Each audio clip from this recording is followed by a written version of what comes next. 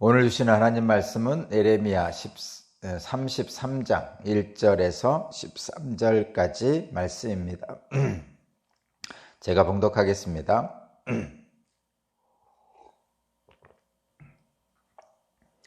예레미야 33장 1절에서 13절입니다. 예레미야가 여전히 근위대 뜰 안에 갇혀 있을 때에 주님께서 그에게 두 번째로 말씀하셨다. 땅을 지으신 주님, 그것을 빚어서 제자리에 세우신 분께서 나에게 말씀하셨다. 그 이름이 주이신 분께서 말씀하셨다. 내가 나를 부르면 내가 너에게 응답하겠고 내가 모르는 크고 놀라운 비밀을 너에게 알려주겠다. 바벨로니아 사람들이 흙 언덕을 쌓고 쳐들어와 무너뜨린 이 도성과 도성 안의 건물들과 유다 왕궁들을 두고 나 주 이스라엘의 하나님이 말한다. 유다가 뭉쳐서 바벨로니아 사람들과 대항하여 전쟁을 감행하였지만 마침내 나는 이 도성을 나의 분노와 노여움으로 죽은 사람들의 시체로 가득히 채웠다. 나는 그들의 모든 죄악 때문에 이 도성을 외면하였다. 그러나 보아라, 내가 이 도성을 치료하여 낫게 하겠고 그 주민을 고쳐주고 그들이 평화와 참된 안전을 마음껏 누리게 하여 주겠다. 내가 유다의 포로와 이스라엘의 포로를 돌아오게 하여 그들을 옛날과 같이 다시 회복시켜 놓겠다. 나는 그들이 나에게 지은 모든 죄악에서 그들을 깨끗이 씻어주고 그들이 나를 거역하여 저지른 모든 죄를 용서해 주겠다. 그러나 세상 만민이 내가 예루살렘에서 베푼 모든 복된 일들을 듣게 될 것이며 예루살렘은 나에게 기쁨과 찬양과 영광을 돌리는 이름이 될 것이다. 그리고 내가 이 도성에 베풀어준 모든 복된 일과 평화를 듣고 온 세계가 놀라며 떨 것이다. 나 주가 말한다. 너희들은 이곳이 황폐하여 사람도 없고 짐승도 없다고 말하지만 지금 황무지로 변하여 사람도 없고 주민도 없고 짐승도 없는 유다의 성읍들과 예루살렘의 거리에 또다시 환호하며 기뻐하는 소리와 신랑 신부가 즐거워하는 소리와 감사의 찬양 소리가 들릴 것이다. 주의 성전에서 감사의 제물을 바치는 사람들이 이렇게 찬양할 것이다. 너희는 만군의 주님께 감사하여라. 진실로 주님은 선하시며 진실로 그의 인자하심은 영원히 변함이 없다. 내가 이 땅의 포로들을 돌아오게 하여 다시 옛날과 같이 회복시켜 놓겠다. 나 주의 말이다. 나 만군의 주가 말한다.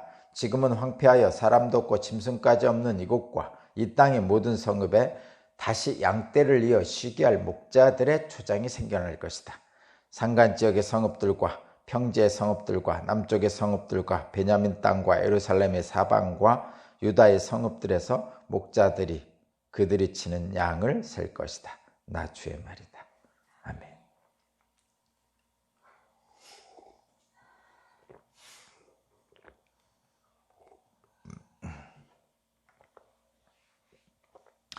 오늘 말씀의 제목은 크고 놀라운 비밀입니다. 크고 놀라운 비밀. 일상의 회복과 기쁨. 이 두 가지가 제목입니다. 크고 놀라운 비밀, 그리고 일상의 회복과 기쁨입니다.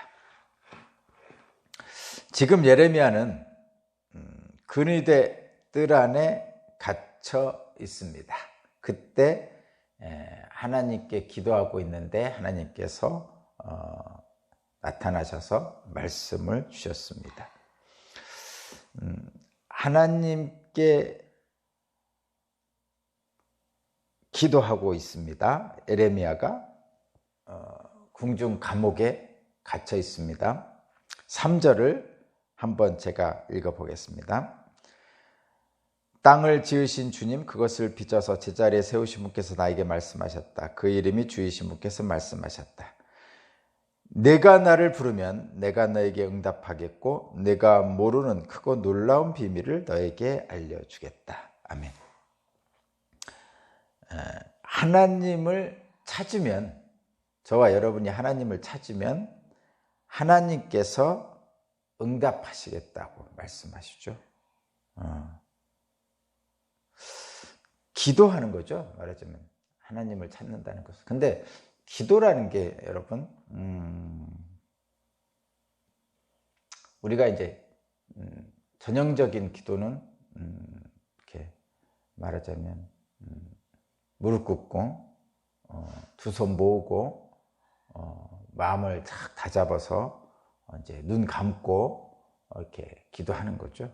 뭐 주님께서 가르쳐준 주기도문 같은 것들을 하고 이제 기도하는 것, 전형적인 기도가 그렇게 하는데, 본식 기도는 대화라고 그러죠. 대화. 그러면 우리들이 번잡한 일상에서 벗어나서 한적한 곳에서 기도를 하죠.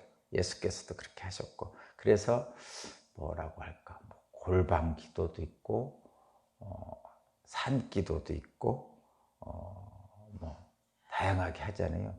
근데 이제 기도의 특징은 기본적으로는 이런 것이죠. 하나님과 나와 만나는 거죠. 물론 우리나라는 이렇게 많은 사람들이 모여서 이렇게 연합해서 기도도 하죠. 근데 통성기도, 물론 혼자 하는 통성기도도 있지만 일반적인 통성기도는 여럿이 모여서 함께 하는 거죠. 합심기도라고도 하고 그렇게 합니다. 근데 일반적으로 보면 이제 통성기도, 뭐 합심기도, 여러분이 여러 사람이 모여서 하는 기도도 있지만, 그것이 어떤 의미에는 이런 거죠. 애굽에 있는 이스라엘 백성들이 종살이에 고달퍼서 외치는 거죠. 말하자면 성경에 많이 나오는 부르짖는 거죠. 나 좀 도와주세요 하면서 막 부르짖는 거죠. 그래서 애굽에서 종살이하는 너무 어렵고 힘든 그 상황을 벗어나게 해달라고 하나님께 부르짖는 것이죠. 그것이 이제 일반적으로 말하는 합심기도, 통성기도일 수도 있고 그런 것입니다. 단체로 하는.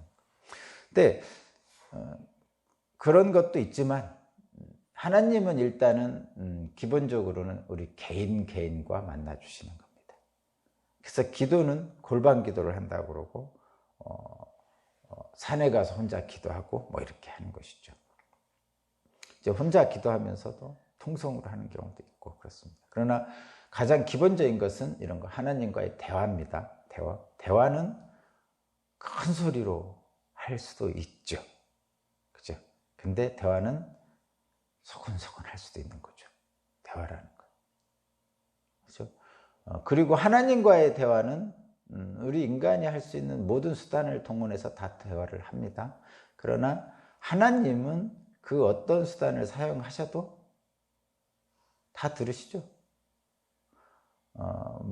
마이크를 들고 하늘을 우러러 부르짖으면서 막 소리쳐서 하는 기도도 들으시지만, 그냥 소근소근 하는 기도도 들으시고, 사실은 내가 마음속에 생각하고 있는 것도 들으시죠.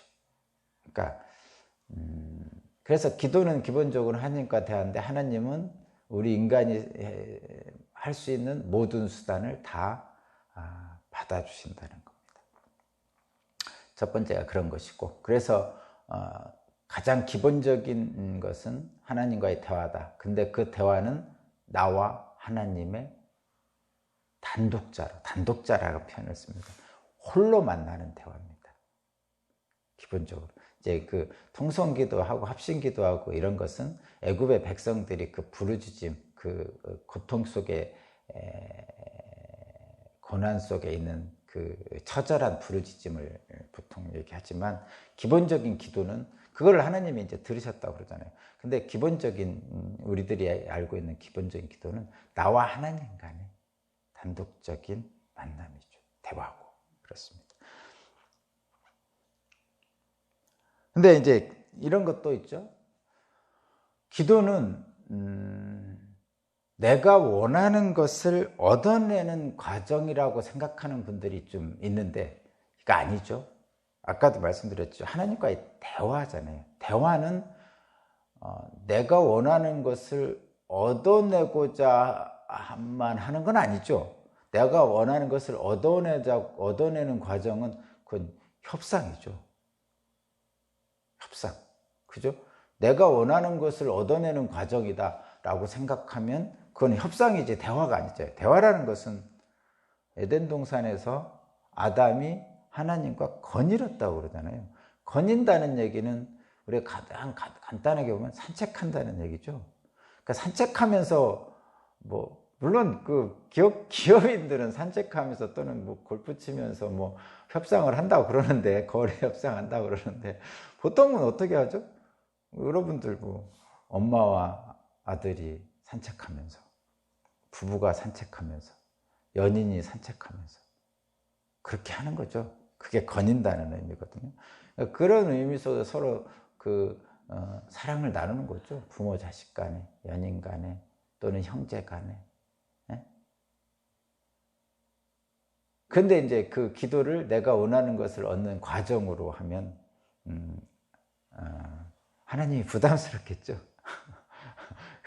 그렇죠? 그런 거예요. 어쨌든 내가 원하는 것을 얻어내는 과정은 아니라는 거예요, 기도가. 또 이런 것도 있죠. 하나님을 기쁘시게 해드리고 보상받는 거래도 아니죠. 하나님을 기쁘시게 해드리고 보상받는 거래도 아닙니다. 그럼 뭐냐? 오늘 본문에 있는 것처럼, 3절에 있는 것처럼, 3절, 내가 나를 부르면 내가 너에게 응답하였고 내가 모르는 크고 놀라운 비밀을 너에게 알렸다. 내가 나를 부른다는 게 뭐죠? 그게 기도하는 거죠. 이게 내가 나를 부르면, 내가 나를 찾으면, 같은 뜻입니다. 그죠? 내가 나를 부른다는 것은 내가 나를 찾으면이라는 거예요. 찾는다는 건 기도하는 거잖아요.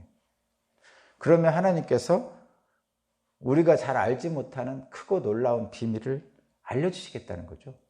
그러니까 기도라는 것은 이런 거란 말이에요. 기도는 하나님이 계획하시는, 그러나 우리는 잘 모르는 우리에 관련된 것을, 크고 놀라운 우리에 관련된 비밀을 알려주시는 거예요. 기도를 통해서. 그러니까 기도는 우리가 모르는 우리에 대한 관련된 크고 놀라운 비밀을 하나님께서 우리에게 알려주시는 통로가 기도입니다. 그런데 그 크고 놀라운 비밀이 뭡니까? 그 하나님이 계획하시는 크고 놀라운 비밀이 뭡니까? 오늘 본문 말씀에 의하면 예루살렘의 회복입니다. 근데 이게 왜 크고 놀라운 비밀입니까? 그 당시가 어떤 때예요?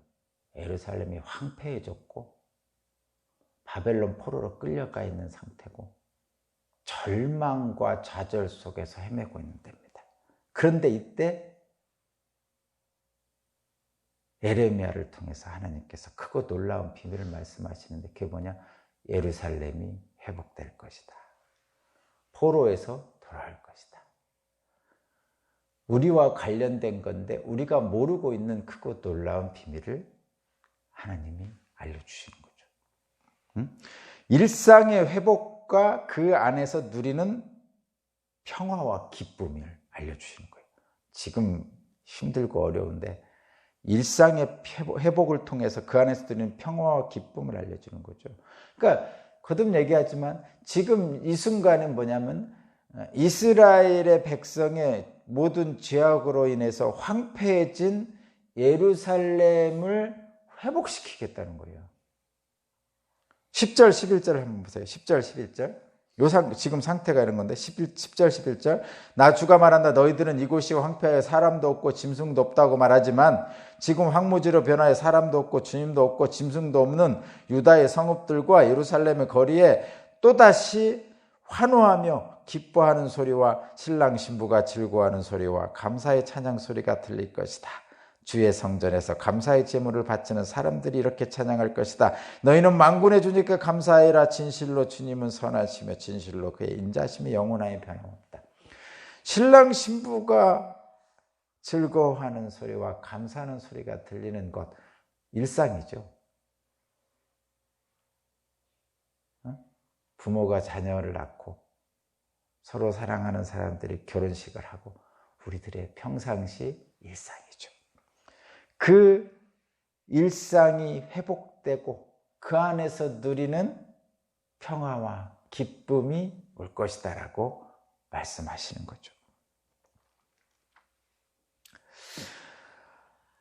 그런데 우리가 분명히 기억해야 될 것은 하나님의 크고 놀라운 비밀이 오늘 본문에서는 이스라엘 사람들의 일상의 회복과 기쁨이라고 전해주는데, 그러면 우리들은, 저와 여러분들은 뭐 예루살렘의 회복과 기쁨이 저와 여러분하고 무슨 상관이 있어요? 그럼 저와 여러분에게 주시는 일상의 회복과 기쁨, 즉 크고 놀라운 비밀은 무엇입니까?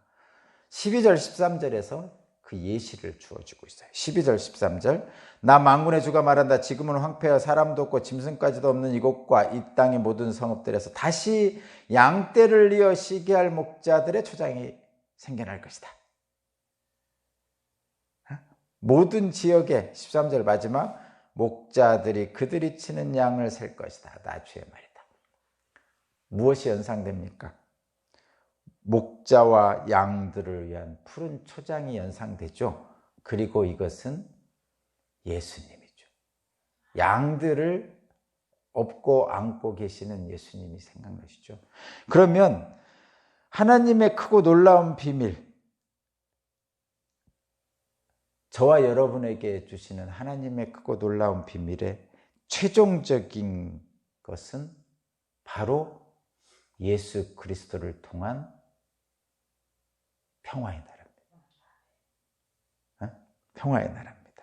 목자와 양들을 위한 푸른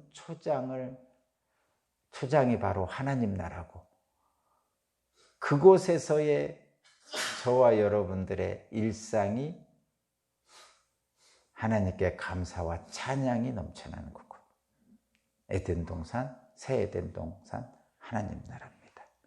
그런 나라가 저와 여러분에게 임하시기를 주님의 이름으로 축복합니다. 하나님 감사합니다.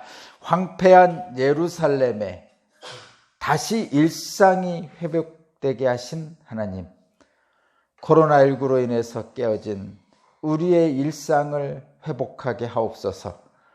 서로에게 향한 비난과 반목을 멈추고 서로를 용납하고 서로 사랑하는 예수 그리스도의 푸른 초장, 평화의 나라가 이 땅에 오게 하옵소서. 그 일에 나를 사용하여 주소서. 내가 먼저 사랑하고 내가 더 사랑하겠습니다. 우리 주 예수 그리스도의 이름으로 기도합니다. 아멘.